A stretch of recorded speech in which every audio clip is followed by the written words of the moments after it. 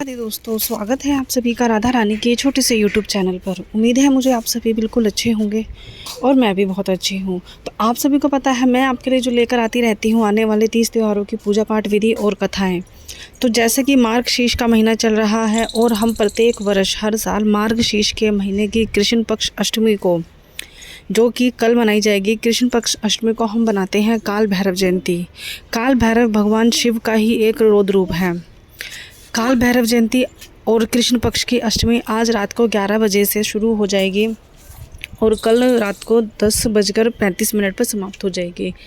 लेकिन जैसा कि आप सभी को पता है कि भारत में कोई भी तीज त्यौहार बनाए जाते हैं तो वह उदय तिथि के हिसाब से ही बनाए जाते हैं। तो उदय तिथि के हिसाब से काल भैरव जयंती कल है। काल भैरव जयंती के दिन अगर आप भैरव बाबा की पूजा करते हैं मंदिर में जाकर, तो सबसे पहले आपके जीवन में सकारात्मकता आती है, आपको रोगों से मुक्ति मिलती है। अगर आपको जैसे बच्चों को भी बच्चे होते हैं या बड़ा भी होता है, सपने में डर जाते हैं, कुछ ऐसा डरने की या भय का उनको परेशानी होती है, तो वो समस्या उनकी दूर हो जाती है। साथ ही साथ काल भैरव जी की पूजा करने से जो हमारी नकारात्मक शक्तियाँ कुछ हमारे शरीर में आ जाती हैं, जैसे कि बहुत से लोगों को हवा, भूत प्रेत ऐसी मतलब कुछ साया उनके साथ हो जाता है, तो वह नकारात्मक शक्तियाँ भी समाप्त हो जाती हैं। काल भैरव भगवान की पूजा करने से हमारे जीवन में सकारात्मकता आती है, शक्ति आती है, ऊर्जा आती है और साथ ही साथ हमें हर कार्य में सफलता का एक आशीर्वाद मिलता है।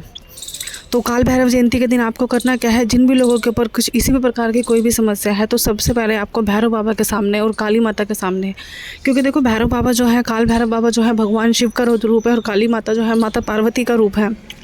तो आपको दोनों के ही सामने एक सरसों के तेल का दीपक जलाना है। सरसों के तेल का दीपक जलाएंगे। काले तिल आपको भैरव बाबा को अवश्य चढ़ाने हैं। काली दाल, काले चने, काला कपड़ा आप भैरव बाबा को अवश्य चढ़ाइए। ऐसा माना जाता है उज्जैन में काल भैरव जी का मंदिर है, जहाँ पर काल भैरव जी को जैसे दारू शराब भी चढ़ाई जाती है, क्योंकि वो काले रंग की होती है। और कुछ लोग तो भगवान को सिगरेट आदि भी जला के दे के जाते हैं काल भैरव जी को, कि मतलब यह उनके पूजा के एक इच्छा के हिसाब से किया जाता है ये सारी चीज़ें। और काल भैरव जयंती के दिन भैरव बाबा की पूजा करने से जैसे तांत्रिक जो विद्या लोग सीखना चाहते हैं, तांत्रिक विद्या में इच्छा रखते हैं, वह लोग भी इस दिन पूजा करते हैं और इस दिन व्रत भी कर सकते हैं। पुरुष लोग आदि व्रत भी कर सकते हैं इस दिन। तो दोस्तों ये थी काल भैरव जयंती की पूजा की जो थी आपको कि पूजा क्यों करते हैं, कैसे करते हैं। कल ब्रह्म मुहूर्त में आप सुबह उठकर नहा धोकर स्नान आदि करके भैरव बाबा के मंदिर भी जा सकते हैं और यह पूजा प्रदोष काल में भी कर सकते हैं, अंधेरे में। अंधेरे में शाम के समय जितना पूजा करेंगे उतना ही आपके लिए फ़ायदेमंद रहेगा। अब हम सुनते हैं काल भैरव जयंती की कथा, क्यों ये काल भैरव जयंती बनाई जाती है। तो एक बार क्या हुआ था, ब्रह्मा, विष्णु और महेश, यानी कि भगवान विष्णु, भगवान ब्रह्मा और भगवान शिव के अंदर एक जंग छिड़ गई कि इन तीनों में सर्वश्रेष्ठ कौन है। तो जिस प्रकार से जब तीनों में आपस में बहस छिड़ने के बाद काफ़ी देर की बहस के बाद नतीजा ये निकला कि ब्रह्मा, विष्णु और महेश में भगवान शिव यानी कि भगवान महेश को सबसे सर्वश्रेष्ठ स्थान दिया गया, सबसे ऊंचा स्थान दिया गया और सर्वशक्तिमान का स्थान दिया गया। लेकिन जो ब्रह्मा जी थे वह उनके इस फैसले से और इस निश्चय से खुश नहीं थे। तो उन्होंने आपस में फिर से बहस शुरू कर दी और जैसे ही उन्होंने बहस शुरू करी तो भगवान भोलेनाथ को बहुत गुस्सा आया और चूँकि उन्होंने अपने अत्यंत गुस्से के रूप में काल भैरव जी का रूप धारण कर लिया और काल भैरव जी काले कुत्ते पर सवार होकर आए और अपने छोटी उंगली के नाखून से उन्होंने भगवान ब्रह्मा जी का जो 5वां सर था वो काट दिया। पहले भगवान ब्रह्मा के 5 सर थे, एक सर भगवान भोलेनाथ ने अपनी उंगली के नाखून से काट दिया, तो जिसके बाद उनका सिर्फ 4 ही सर बचे थे। लेकिन उसके बाद भगवान शिव को बहुत अपने आप में पछतावा हुआ। उन्होंने भगवान ब्रह्मा जी से माफ़ी मांगी।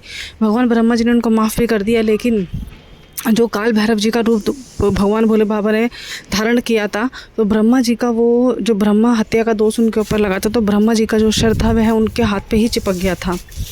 जिस श्राप से वह मुक्ति पाने के लिए, जिस दोष से वह मुक्ति पाने के लिए उन्होंने एक तीर्थ यात्रा शुरू कर दी अपने काले कुत्ते पर सवार होकर, और वह तीर्थ यात्रा करते करते काशी गए। काशी में जाकर उनका यह दोष समाप्त हुआ और भगवान भोलेनाथ ने काल भैरव के रूप में काल भैरव को काशी का कोतवाली यानी कि काशी का संरक्षक घोषित कर दिया। तो आप कभी भी जाएंगे काशी में तो आपको मेन रोड पे ही, जैसे ही आप काशी शुरू होती है, तो आपको काल भैरव जी की मूर्ति दिखेगी। वहाँ पे हर मंदिरों के बाहर जो है काल भैरव जी का कोतवाली के रूप में एक मूर्ति स्थापित की हुई है।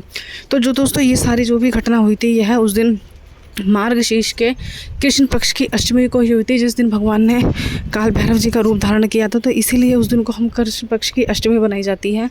तो जो ये कृष्ण पक्ष की अष्टमी यानी कि काल भैरव जयंती होगी वह साल में हर महीने मार्गशीर्ष महीने को कल बनाई जाएगी।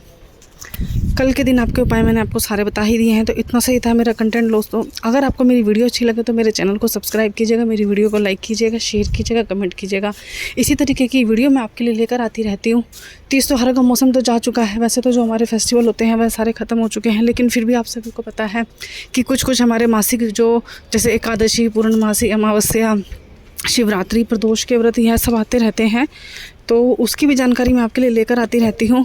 अभी कल अष्टमी के बाद रविवार को हम बनाएंगे उत्पन्न एकादशी। तो उत्पन्न एकादशी की वीडियो बहुत ही जल्दी मैं आपके लिए लेकर आऊँगी। तब तक के लिए राधे राधे।